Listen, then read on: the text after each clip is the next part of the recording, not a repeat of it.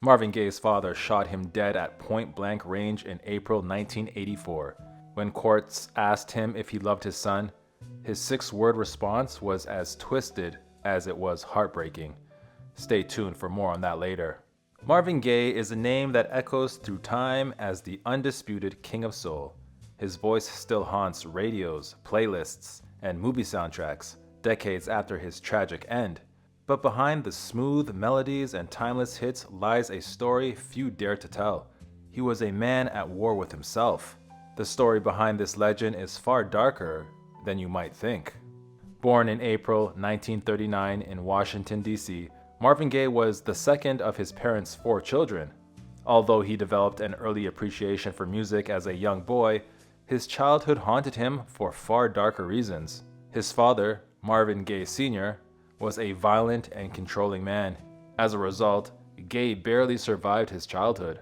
The excessive punishment would have been difficult enough. However, Gaye later explained that his father would prolong the beatings, drawing out the fear and anticipation of punishment. Gaye felt that at least some part of his father enjoyed the entire process. He once stated, "By the time I was 12, there wasn't an inch on my body that hadn't been bruised and beaten by him." Only one thing kept Gaye going. His father's actions had a lasting effect on Gaye, and it wasn't just physical. It affected him psychologically as well, leading to him ultimately learning to use aggression to get the love and attention he craved. In all the chaos, his mother was the only thing that kept things from going too far.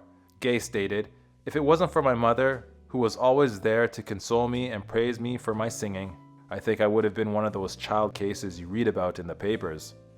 In an attempt to get away from his father and disastrous home life, Gaye ran away from home at the age of 17 and enlisted with the Air Force. However, Gaye's upbringing did not lend itself to the harsh and controlling realities of the forces.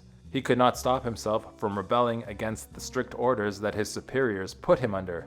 Eventually, Gaye pled mental illness to gain an honorable discharge, though not before he had some fun. During his time in the Air Force, Gaye lost his virginity to a woman of the night. It left a lasting impact on him. To him, through this experience, he saw a world of pure desire where people turned off their minds and fed their lusts, no questions asked. The concept sickened me, but I also found it exciting. Judging by how he lived his life after that, the new fascination defined his questionable relationship to desire and love for the rest of his life. Music had been Gaye's emotional salvation since he was a child, so as soon as he left the Air Force, music is what he turned to. He formed a group that performed in DC, and he started composing. It was also around this time that Gaye added the E to the end of his name to avoid allegations about his sexuality and to distance himself from his father. Even with his new commitment to music, though, he didn't begin seeing any real success until the early 1960s. You'd be hard-pressed to try to name a musician who hasn't been connected to substances in one way or another, particularly in the 60s, 70s, and 80s. And when it came to substance use, Gaye didn't miss a beat. He smoked frequently in his early days. However, in the early 1960s, that habit took a huge upgrade when someone introduced him to powdered substances. He would grow dependent on the substance, particularly whenever his mental health was at its lowest. In 1961, however, Gaye experienced a rare bright spot in his life. Marvin Gaye was 21 when he first met Anna Ruby Gordy. Gaye was a staff drummer for Anna Records, and Gordy was co-owner of the label. Gordy was 38, but the 17-year age difference did not hold Gaye back from flirting with Gordy, hoping to get her attention. It didn't stop Gordy from reciprocating the feelings either. Marvin Gaye and Anna Gordy spent 2 years together before marrying in June 1963. Their relationship was complex and difficult. At the start of their marriage, Gordy inspired Gaye to write songs such as Pride and Joy, because she was, in his words, my pride and joy. However, that feeling would not last long. While Gordy continued to inspire songs, they were not nearly as complimentary. Yet again, evidence of Gaye's childhood started to appear within his marriage. The 17-year age gap originally gave Gordy the upper hand, and she allegedly behaved abusively to Gaye, both physically and verbally. Reports of extramarital relationships on both sides added even more weight to an already crumbling foundation. According to some reports, those infidelities inspired Gaye's 1968 hit, I Heard It Through the Grapevine. Still, they carried on building their lives together, though not in the way you might expect. In November 1965, the couple welcomed their first child, and only child, a son that they named Marvin Gaye III. Publicly, Gordy, who was 43 at the time, presented herself as pregnant leading up to the birth of the son. However, that was not the case. Marvin Gaye III's true mother was Gordy's 16-year-old niece, Denise Gordy. The story surrounding Marvin III's adoption is a strange one. For years, Gaye and Gordy told everyone he was their biological son. Then, in the late 1990s, Denise Gordy admitted to being the boy's mother. In her words, "My aunt was unable to have children and I had one for her. It was as simple as that." Denise had turned 16 6 days before giving birth to Marvin III. To date, no one involved has ever stated that Marvin Gaye is the biological father of his adoptive son. However, no one has explicitly stated that he is not the father either. The implications are disturbing. At the time of the birth, Gaye was 26 years old, more than a decade the senior of the child's teenage mother. It is unlikely that we'll ever discover the truth, as most involved have passed. However, for a period of time, before rumors sunk in, Gaye was the picture of success, both personally and professionally. The early days of Gaye's career saw him collaborating with other artists. He first saw success with Mary Wells and spent some time working with Smokey Robinson. Tammy Terrell, however, was the partnership that saw the most success. Terrell and Gaye were performing in Farmville, Virginia, when she passed out in Gaye's arms. She was rushed to the hospital, where the doctors diagnosed her with a brain tumor that ultimately ended her touring career and her life. Gaye reportedly blamed himself for the tumor and spiraled into a depression and increased dependency on substances. It was a hit Gaye struggled to come back from. The pressures of Terrell's tumor and his failing marriage proved too much for Gaye's fragile mental health. He reportedly went through a difficult time in 1969, facing a personal crisis. However, his father-in-law, Pops, was able to intervene and help him through the situation. Unfortunately, this demon would continue to haunt Gaye. In June 1970, Gaye felt inspired to compose a new song after witnessing brutality at an anti-conflict rally.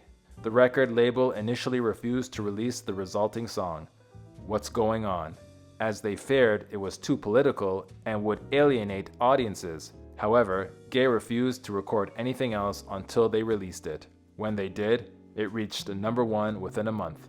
But as his career rose, his personal life floundered. By the 1970s, reports stated that Gaye started fighting back when Gordy came at him. In 1972, they moved to Los Angeles, but they would not remain together for long.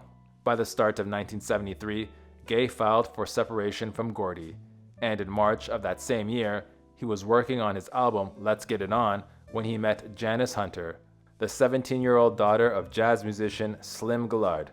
Hunter came to the recording studio with her mother, Barbara Hunter, putting her into the orbit of the then 34-year-old Gaye. Their affair came about quickly and rapidly.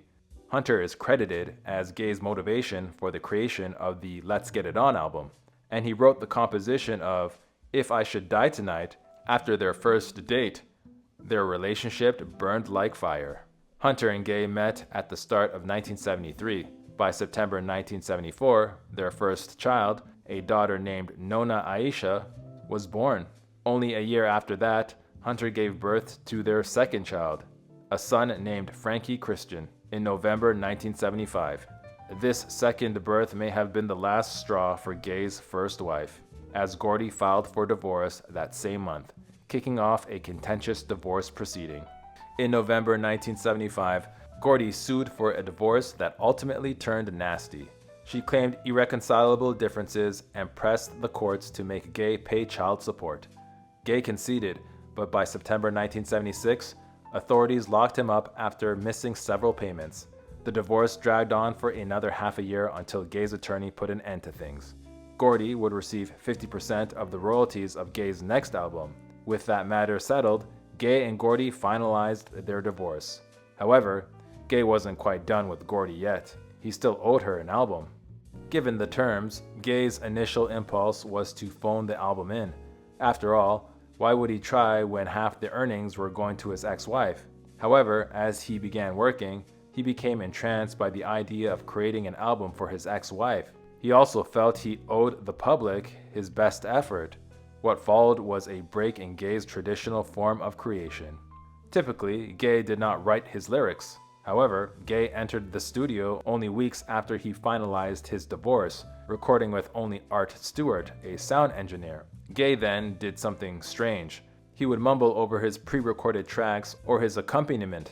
After 3 or 4 takes, the mumbling became lyrics. In this way, he created Here, My Dear. As Gaye recorded Here, My Dear, the rest of his life was in upheaval.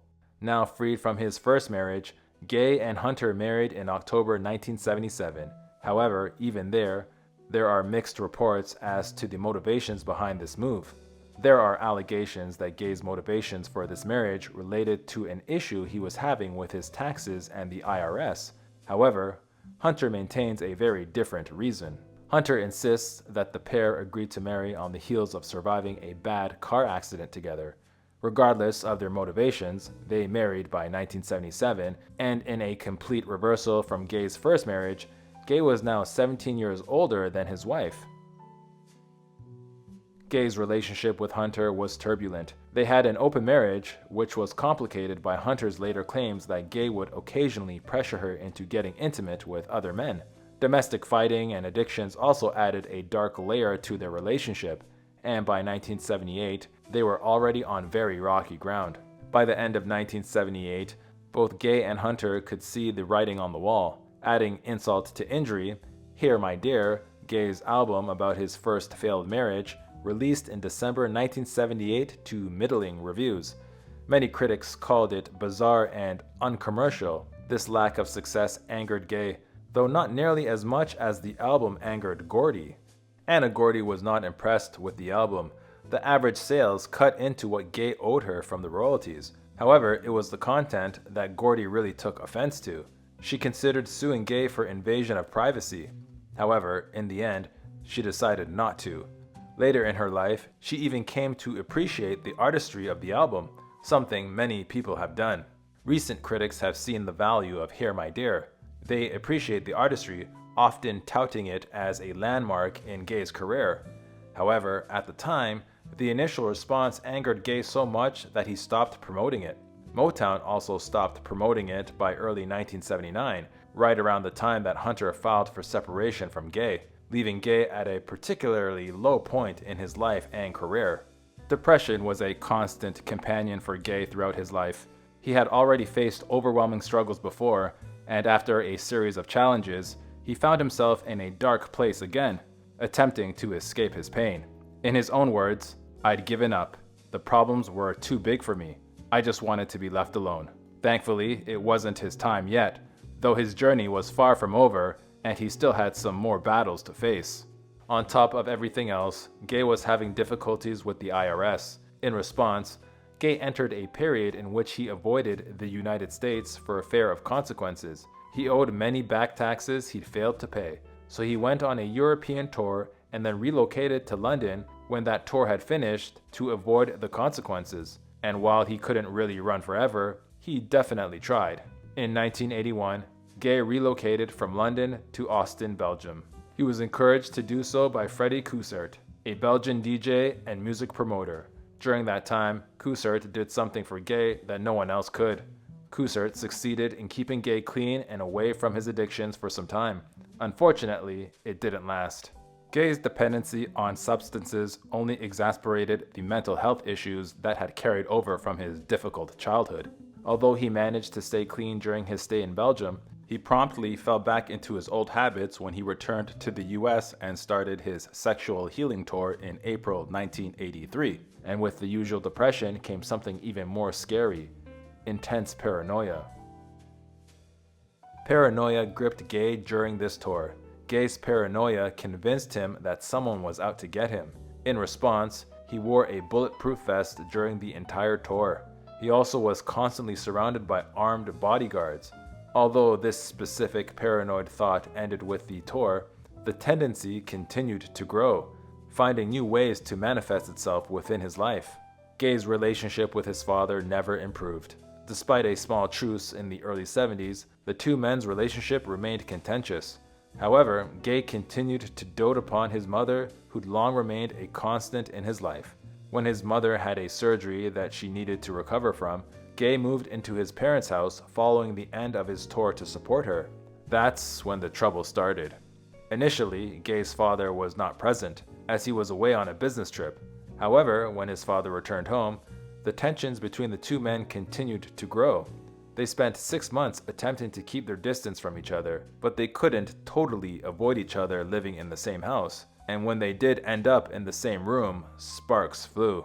By the end of 1983, when Gaye gifted his father a Smith & Wesson for Christmas so he could protect himself, all those around Gaye agreed that he had retreated into himself. He was afraid of leaving his room. All he talked about was the end of his life and the end of life in general. It was a situation that was impossible to maintain.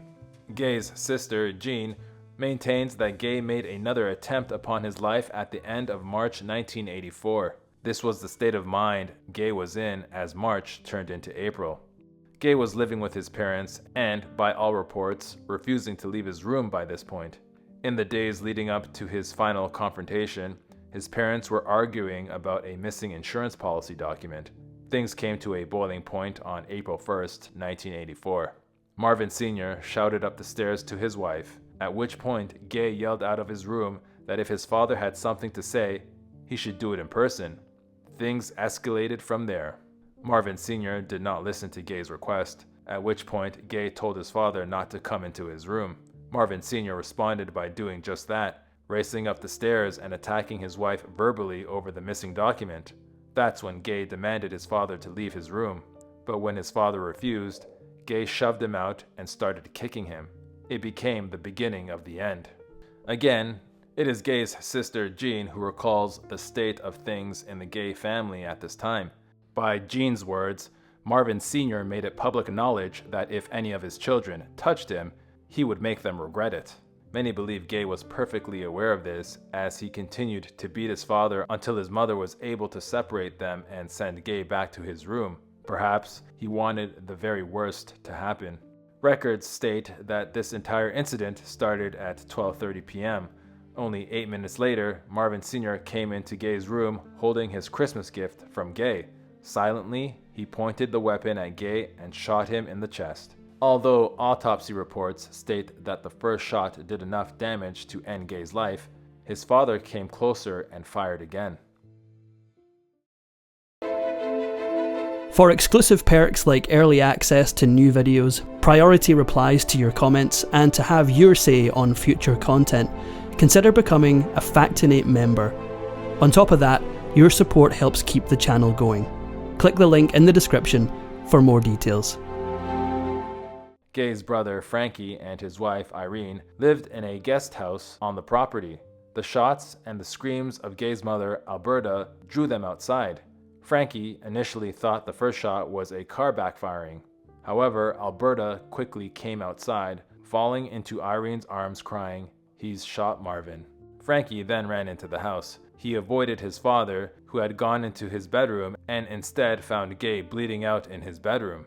Reportedly, when Frankie held him, Gaye stated, "I got what I wanted. I couldn't do it myself, so I had him do it. It's good. I ran my race.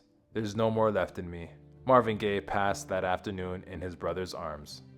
Marvin Sr. was detained for his wrongdoing. He claimed that he did not know the weapon was loaded and that he'd been acting in self-defense. When asked if he loved his son, Marvin Sr. reportedly replied in a soft voice, "Let's say I didn't dislike him." He was ultimately charged with voluntary manslaughter.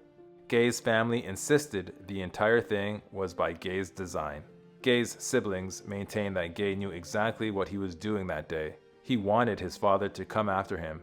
Jean stated Gaye accomplished 3 things. He put himself out of his misery, he brought relief to mother by finally getting her husband out of her life, and he punished father by making certain that the rest of his life would be miserable. My brother knew just what he was doing. Gaye's life was undeniably troubled. If he had not been so talented, it is possible this tragic end could have happened much sooner. Following his passing, There was an outpouring of love, grief, and support, which has continued even to this day. Marvin Gaye was a troubled man. However, he was a powerful musician, and in the songs he created, that power lives on. If you enjoyed this Factinate video, give it a thumbs up and subscribe for more incredible stories. Want a say in who we cover next? Join our membership program through the link in the description for exclusive perks. Your support means everything to us. Thanks for watching, and we'll see you on the next one.